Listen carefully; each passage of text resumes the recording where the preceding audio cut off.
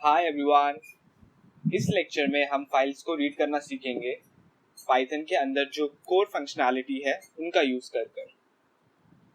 हमने पहले देखा था कि हम कैसे लाइब्रेरी या पैकेज को इंपोर्ट करके भी फाइल्स को रीड कर सकते थे, पर इसमें हम सीखेंगे कि पाइथन के अंदर जो कोर फंक्शनैलिटी है उसको यूज करके कैसे करते हैं। तो जैसे पाइथन में प्रिंट फंक्शन था प्रिंट करने के लिए, वैसे ही एक और फंक्शन है हमारे पास फाइल ओपन करने के लिए ओपन फंक्शन। तो इस फंक्शन के अंदर मुझे पाथ देना पड़ता है, मुझे कौन सी फाइल ओपन करनी है उसका। तो मे बी मैं इसके लिए ये वाली फाइल ओपन करूं, data.txt वाली, और इसे ओपन करने के लिए मैं देख सकता हूँ उसकी ये वाली फाइल है, इस फाइल के अंदर ये डेटा है अभी, तो मैं यही फाइल का यूज करूंगा ओपन करने के लिए इसके अंदर। तो उसका पाथ दे देते हैं files/data.txt। अब अगर मैं इसे प्रिंट कराऊं,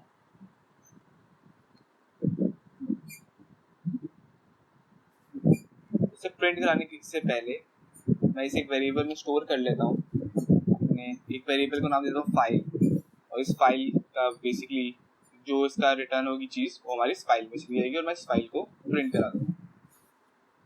जब मैं इसे रन कराता हूँ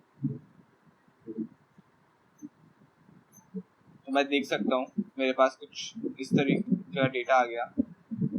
वही उसने बता दिया, एक ऑब्जेक्ट आ गया हमारे पास कि हमारी फाइल कहाँ है और कैसे इंपोर्टेड है। हमारे पास ये ओपन फंक्शन के अंदर हम इसमें मेथड भी पास करते हैं इस तरीके से कुछ, और इसके अंदर मैं अपने 3 मेथड्स डाल सकता हूँ। जो हमारे पास 3 मेथड्स हैं वो हैं एक राइट करने के लिए, एक रीड करने के लिए और एक अपेंड करने के लिए।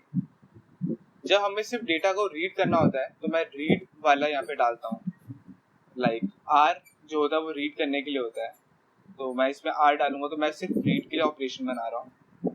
ऐसे ही राइट और अपेंड भी होते हैं। राइट और अपेंड में दोनों में फर्क ये है कि जब मैं राइट का यूज करता हूँ तो अगर मेरी फाइल में ऑलरेडी डेटा है वो डिलीट हो जाता है और हम स्टार्टिंग से राइट करते हैं, लाइक एकदम बिगिनिंग से।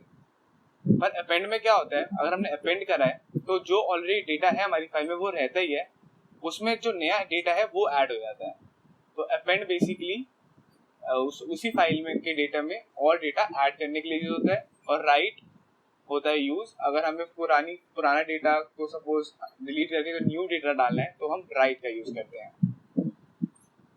पहले हम एक इसका रीड का ऑपरेशन देख लेते हैं। लाइक अगर मैंने इसमें आर लिखा और मैं प्रिंट फाइल डॉट रीड कर दूं, ये मेरी फाइल अभी रीड का ऑपरेशन कर रही है, तो मैंने इसमें रीड को कॉल करा, मैं देख सकता हूँ मेरी पूरी की पूरी फाइल यहाँ पर रीड हो गई है। लाइक यही फाइल थी, हम देखें यहाँ पे ये सेम फाइल है जो हमारे आउटपुट पे भी आ रही है। तो रीड करने के लिए हम डायरेक्टली ऐसे रीड कर सकते हैं। मैं इवन एक और चीज कर सकता हूँ, ये जो रीड है मैं इसमें लाइक एक वैल्यू डाल सकता हूँ, मैंने यहाँ पे डाल दिया 5। अब बेसिकली करेगा क्या, ये 5 कैरेक्टर्स को प्रिंट कर देगा। अगर मैं इसे रन कराऊंगा तो मैं देख सकता हूँ मेरे 5 कैरेक्टर्स प्रिंट हो गए हैं। और अगर मैं यही लाइन को कॉपी करके नीचे लिख दूं और अब रन करूं तो मैं देख सकता हूँ नेक्स्ट 5 कैरेक्टर प्रिंट हुए हैं। बेसिकली वो स्टोर कर लेता है कि हमने लास्ट कौन से कैरेक्टर रीड करवाए थे, कौन से हमारी रीड ऑलरेडी हो चुका है डेटा, तो उसके बाद के डेटा को ही वो बाद में प्रिंट कराता है। बेसिकली इसमें जो कॉन्सेप्ट है वो कर्सर का है कि जब हम एक कुछ डेटा को रीड कर लेते हैं तो वहाँ पे एक कर्सर फिक्स हो जाता है, और जब हम नेक्स्ट टाइम रीड करना स्टार्ट करते हैं तो वो डेटा वहीं से दोबारा रीड होता है जहाँ पे वो कर्सर होता है। तो ऐसे अगर मैं थर्ड लाइन भी लिखी होती तो मेरे पास नेक्स्ट 5 जो भी होते, लाइक नेक्स्ट 5 जो भी डेटा होता मेरे पास इस टाइप का वो प्रिंट होता। तो ये तो हुई रीड वाली बात। और ऐसे ही मैं रीड लाइन भी डायरेक्टली कर सकता हूँ। लाइक अगर मैंने फाइल डॉट प्रिंट में रीड लाइन लिखा होता, रीड लाइन फंक्शन को मैंने कॉल करा होता, तो मैं देख सकता हूँ कि मेरा पूरा का पूरा लाइन प्रिंट हो जाता है, फाइल डॉट रीड लाइन।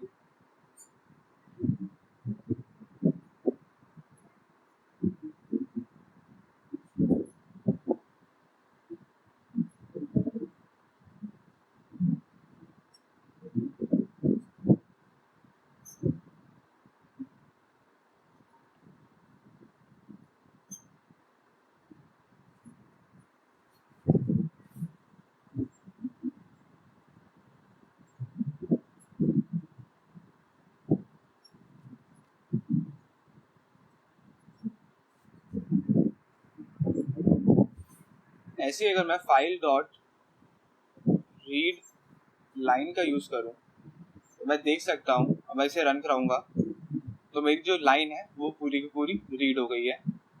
और यही अगर मैंने सेम लाइन दोबारा लिखी होती इसके नीचे, मैं दोबारा प्रिंट कराता फाइल डॉट रीड लाइन, तो मैं देख सकता हूँ इस बार मेरी जो उसके नेक्स्ट लाइन थी वो रीड हो गई है। तो इसमें भी सेम वही कर्सर वाला कॉन्सेप्ट जो है वही चल रहा है कि एक बार जब हम कुछ रीड कर लेते हैं तो जो अब नेक्स्ट थिंग जो हम रीड करेंगे उसके बाद से ही आएगी। हम इवन यहाँ पे फॉर लूप का भी यूज कर सकते हैं। लाइक अगर मैं पहले मैं इसको कमेंट आउट कर देता हूँ। लाइक अगर मैं यहाँ पे लिखूँ for line in file, like ये फाइल मैंने ऑलरेडी बनाया है तो मैंने इसके अंदर ही फॉर लूप लगा दिया और अब मैं प्रिंट करा दूँ अपनी सारी लाइन्स एक एक करके, मैं देख सकता हूँ कि मेरी सारी लाइन सारी की सारी प्रिंट हो गई है फॉर लूप के अंदर। अब इसमें एक और कॉन्सेप्ट आता है, लाइक मुझे यहाँ पे जब भी मैं फाइल ओपन करता हूँ मुझे फाइल को क्लोज करना भी जरूरी है। फाइल डॉट क्लोज से हम फाइल को क्लोज कर सकते हैं। और अब मैं जब इसे रन कराऊंगा तो हमारा ये ऐसे प्रिंट हो रहा है। और इसके बाद अगर मैं कोई ऑपरेशन लिखता हूँ लाइक फाइल डॉट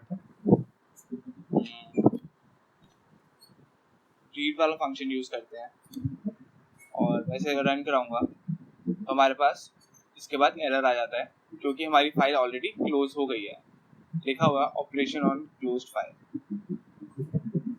तो फाइल को हम क्लोज इसलिए करते हैं, उसका फायदा ये होता है कि सपोज हमारी फाइल करप्ट ना हो या फिर कोई डेटा लॉस ना हो, इसलिए हमें फाइल को क्लोज करना बहुत जरूरी है, वरना चांस हो जाते हैं कि कभी हमारी फाइल करप्ट हो जाए। अब हो सकता है कभी हम भूल जाएं क्लोज करना अपनी फाइल को तो प्रॉब्लम हो जाएगी। सो ये क्लोज ना करना पड़े हमें बार बार, उसके लिए भी हमारे पास एक मेथड है। लाइक मैं डायरेक्टली इसे क्लोज ना करके मैं डायरेक्टली एक काम कर सकता हूँ। ऐसे पहले कमेंट आउट कर देता हूँ। मैं ये कर सकता हूँ, मैं विद कीवर्ड का यूज कर सकता हूँ। सपोज मैंने इसे लिखा विद और इसके अंदर मैंने ये वाला ओपन वाला पूरी चीज लिख दी, समथिंग लाइक दिस, और इसे मैंने एज फाइल लिख दिया। तो मैंने करा वैसे ही है कि पहले मैंने फाइल नाम का एक वेरिएबल बनाया था, उसमें इस सबको सेव कराया था। अब मैंने इसे क्या करा, मैंने विद का यूज करा और इस फाइल को सेव कराया एज फाइल। लाइक इस जहाँ फाइल को ओपन कराया उसको हमने सेव कराया एज फाइल। तो मैं इसे इस तरीके से कर सकता हूँ। और इवन अब मैं यहाँ पे उसके कोई ऑपरेशंस भी डाल सकता हूँ। फॉर एग्जाम्पल अगर मेरे पास ऑपरेशन था लाइक फाइल को रीड करने का, तो मैं नॉर्मल ऐसे कर सकता फाइल डॉट रीड। जो हमने पहले सारे ऑपरेशंस करे थे वो सारे ऑपरेशन इस पे वर्क करेंगे। उसने अभी दिखाया कि एम्प्टी है वो, तो ऐसे में सारे जितने भी हैं वो सब चीजें रीड कर सकता हूँ। मैं यहाँ पे कर देता फाइल डॉट रीड लाइन, इसको मैं प्रिंट करा देता हूँ।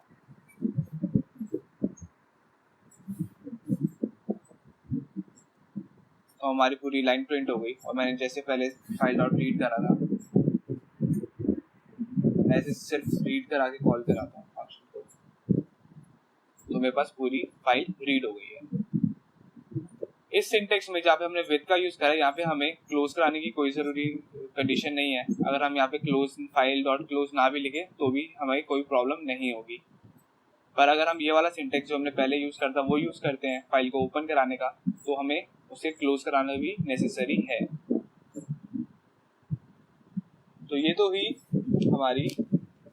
इसके बाद कैसे हम रीड करते हैं, एक राइट का भी एग्जांपल देख लेते हैं। सपोज मुझे राइट करना है तो मैं R की जगह लिखूंगा W, ये है राइट के लिए, और यहाँ पे मैं फाइल डॉट रीड की जगह लिखूंगा फाइल डॉट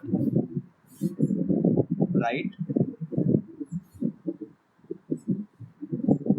और इसके अंदर मैं पास करता हूँ जो मैं कुछ राइट कराना है। सपोज मैं लिखा हेलो। अब जब मैं ये हमारी देख सकते हैं हम, अभी हमारा डेटा ये है इस फाइल के अंदर। अब जब मैंने इसे रन करा और अब मैं देखता हूँ तो ये देखो हमारी जो फाइल में पहले बहुत कुछ लिखा हुआ था, अब क्या लिखा है, सिर्फ हेलो। तो वो चीज जो है पुराना डेटा सारा डिलीट हो गया और उसकी जगह हमने स्टार्टिंग से प्रिंट कराना स्टार्ट करा या राइट कराना स्टार्ट करा।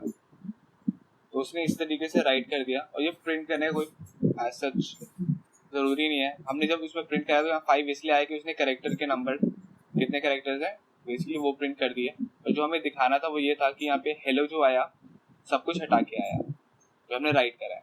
तो ये अब मैंने यहाँ पे राइट की जगह अपेंड करा होता, और अपेंड में भी हम यहाँ पे राइट फंक्शन का यूज करते हैं, और मैंने इसे अब अगर रन कराया होता तो मैं देख सकता हूँ हमारा एक और हेलो उसके बाद ही प्रिंट हो गया। पुराना डेटा हमारा डिलीट नहीं हुआ और उसके बाद ही ये नई चीज ऐड हो गई है। सेम अगर मैं देखूं मैं कुछ और भी अपेंड कराता हूँ, मैंने इसे रन कराया तो बार बार मैं इसे अगर रन कराऊंगा तो मैं देख सकता हूँ कि बार बार हेलो हेलो हेलो मेरा अपेंड हो रहा था। तो बेसिकली पुराने डेटा के साथ नया डेटा भी ऐड हो रहा था। तो ये अगर मैंने राइट करा होता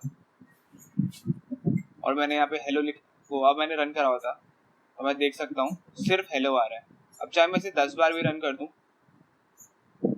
तब भी सिर्फ एक हेलो ही दिखेगा, क्योंकि वो हमेशा न्यू पुरानी सारे डेटा को डिलीट करके स्टार्टिंग से राइट करना स्टार्ट करता है।